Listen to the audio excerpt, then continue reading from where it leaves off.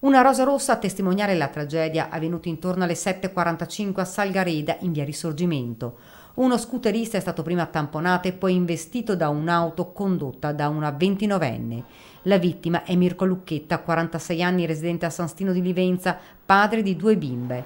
L'uomo stava andando a lavoro presso la 3B dove era addetto alla produzione quando ad un tratto è stato travolto dalla macchina. Il mio sentù altro che un colpo forte e ora mi sono girato, ho visto sta figlia di macchine e che altra da Drio che là e sto scooter e le saghe.